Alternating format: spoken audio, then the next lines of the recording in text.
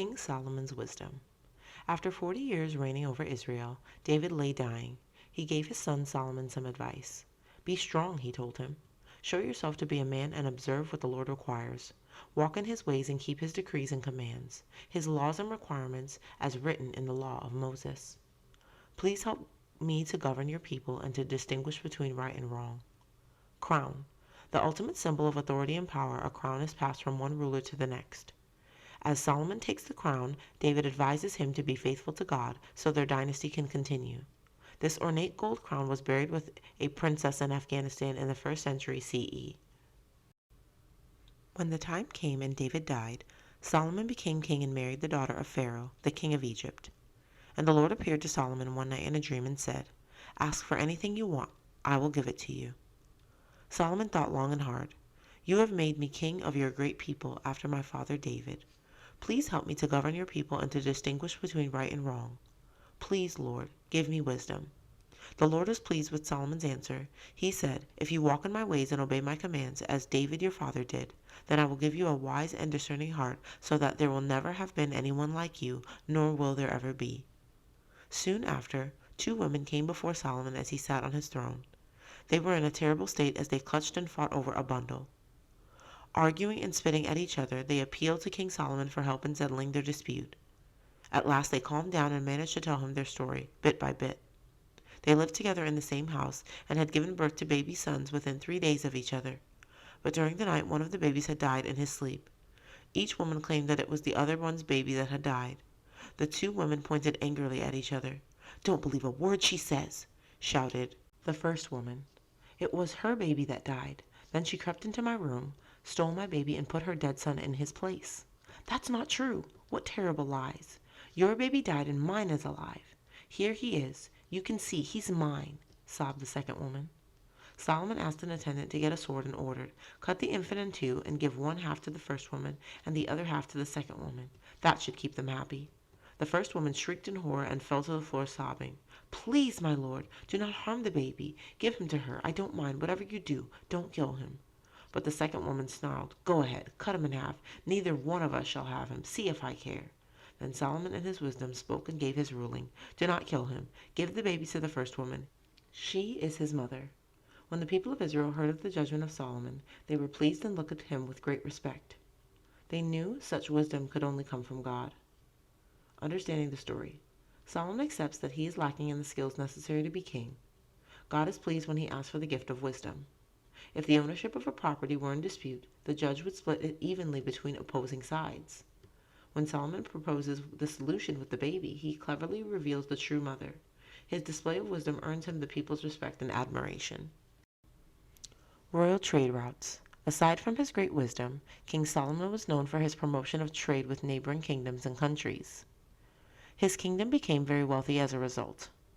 His primary method of trading was by sea, and he established a great fleet of ships at Ezion-Geber. He also used camel trains to cross over land. Horses came from Asia Minor, and Solomon traded some with chariots to the Hittites and Syrians. Solomon received income from countries using his trade routes. Solomon imported and exported oil, grain, and wine to and from surrounding lands. Copper came from Ezion-Geber. Gold, frankincense, myrrh, and precious stones came from Sheba. Solomon's major export was copper. He traded this for monkeys, parrots, gold, and precious stones from Africa and Arabia.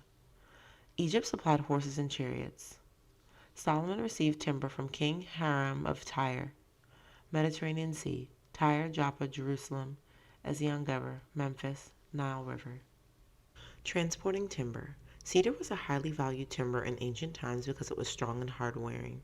The inner walls of Solomon's temple were built of cedar.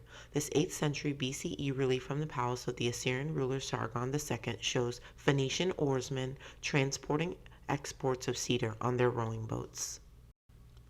King Solomon. Although plans for the temple were first started under his father David, Solomon was chosen by God to build it as, unlike his father, Solomon had not spilled blood in battle.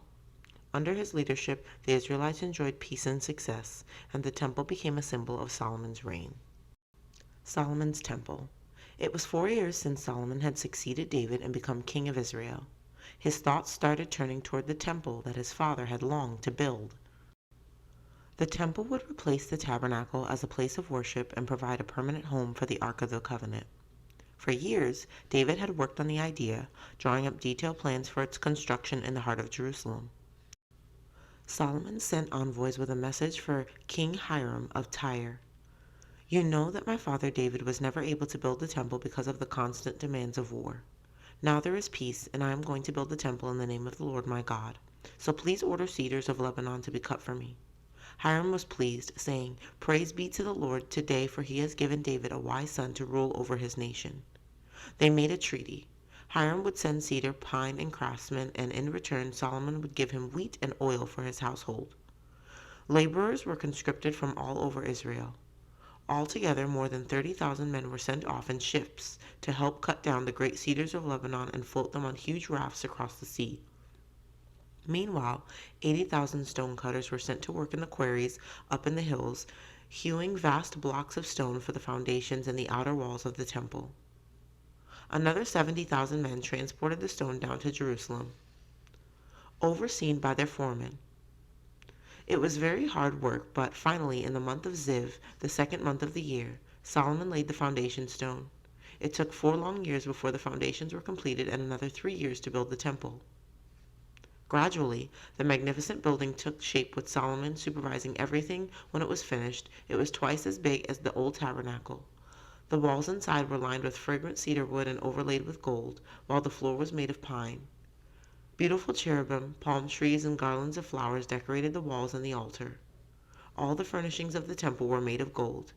An inner sanctuary, the most holy place, was partitioned off at the rear of the temple for the Ark of the Covenant. 2 splendid golden cherubim, carved out of olive wood, spread out their huge wings. They would be the permanent guardians of the ark. 2 huge bronze pillars supported the roof at the entrance of the temple, their capitals festooned with chains and hundreds of bronze pomegranates. The temple was finished in the 11th year of Solomon's reign. When all the preparations had been made, the Ark of the Covenant, containing the 10 Commandments, was brought in by the priests, the elders of Israel, and the leaders of all the tribes. The priests entered the most holy place and laid the ark underneath the outstretched wings of the cherubim. When they withdrew from the sanctuary, a great cloud suddenly appeared from nowhere, filling the temple from the floor to the ceiling, and the priests could not carry on with the service. It was the glory of God filling the house of God. Afterward, Solomon stood in front of the altar and said a prayer of dedication to God. He blessed all the people of Israel, and they offered sacrifices to the Lord. "Now there is peace, and I am going to build the temple in the name of the Lord my God." Understanding the story. Solomon's temple takes 7 years to build, the number that represents perfection and completeness. With the ark safely inside the inner sanctuary, the presence of the Lord is confirmed when the great cloud fills the temple. Solomon completes the building work that his father David had planned, making Jerusalem the focus of religious life. The temple in Jerusalem becomes God's permanent home. Temple model. The temple was 52 feet or 15.8 meters high, 35 feet or 10.7 meters wide, and 105 feet or 32 meters long. This to-scale model has a cutaway to show the inner shrine. Temple plan. Solomon's temple followed the basic design plan seen in the earlier Canaanite temples. Walls were lined with cedar, while floors were laid with cypress. The walls and floors were overlaid with gold. The grand entrance was flanked by 2 bronze columns standing about 33 feet or 10 meters in height. Doors were crafted from olive wood and decorated with carvings from nature. Gold overlay gave a sparkling finish. A porch led the way to a great hall called the Holy Place. Beyond it was a small inner shrine called the Holy of Holies. Spices. The Queen of Sheba's wealth was probably from trading goods. Spices and aromatics were very popular, particularly pepper above, myrrh, frankincense, and cinnamon left. They were used for a variety of things, from food preparation and perfumes to ointments and burial practices. A large amount of Sheba's tax revenue came from trading spices. Precious stones. Precious metals and gemstones were always traded as luxury goods, as well as gold, carnelian below left, and coral below right were particularly valuable for use in jewelry. The vast quantities of gemstones that the Queen of Sheba brought for King Solomon suggested they were part of a trade agreement with Israel's ruler. The Queen of Sheba. King Solomon ruled over the people of Israel for more than 40 years. During his reign, people were prosperous and there was plenty to eat. Israel was divided into 12 districts, and they each paid King Solomon a tribute. His own tribe, Judah, was exempt from tax.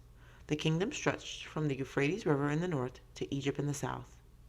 It was the land that God had promised Abraham many years before. Solomon was richer and wiser than any other king on earth. People came from all over the world to seek an audience with him and to hear the wisdom that God had given him. Year after year they came, bringing with them gifts for the king. When the Queen of Sheba heard about the wisdom and the wealth of Solomon, she could not believe it. She decided she must see King Solomon for herself and she must test his wisdom. So she set off from Sheba on the southwest tip of Arabia and journeyed through the desert and north along the trade route known as the King's Highway to Jerusalem. She traveled with an enormous caravan of camels laden with rich and exotic gifts for Solomon. When the Queen of Sheba arrived in Jerusalem, Solomon greeted her from his magnificent throne. He showed her around his splendid palace and his stables with their thousands of horses and chariots. He took her to see his huge collections of shields, all hammered out of beaten gold, and then they returned to the throne room and he listened to all her questions. He answered them with great wisdom. Nothing was too difficult or too much trouble for him. The Queen of Sheba was overwhelmed by his wisdom and by the magnificence of the surroundings. The report I heard in my own country about your achievements and your wisdom is true, but I did not believe these things until I came and saw with my own eyes. In wisdom and in wealth you have far exceeded the report I have heard, she said. O praise be to the Lord your God, who has delighted in you and placed you on the throne of Israel. And she gave him the gifts she had brought with her, 120 talents of pure gold and huge quantities of precious stones and spices. In turn, Solomon heaped lavish presents on his visitor to take back with her to Sheba. Solomon and the Queen of Sheba by Franz Franken the Elder, 1542 to 1616. In wisdom and in wealth you have far exceeded the report I heard. Arabian origins. It had long been claimed that the Queen of Sheba ruled over Ethiopia and Egypt. However, experts now think that she was from southwest Arabia in what is modern-day Yemen. She might have looked and dressed like this Yemeni woman above in traditional dress. Understanding the story. Word of Solomon reaches far and wide. The Queen of Sheba decides to visit to witness his wealth and wisdom for herself. The wise words of Solomon and the grandeur of his palace do not disappoint. All the queen's questions are answered and her expectations are exceeded. The king and queen's meeting is a happy one, as she recognizes that Solomon has been truly blessed by the Lord. When the Queen of Sheba heard of Solomon's fame, she came to Jerusalem to test him with hard questions.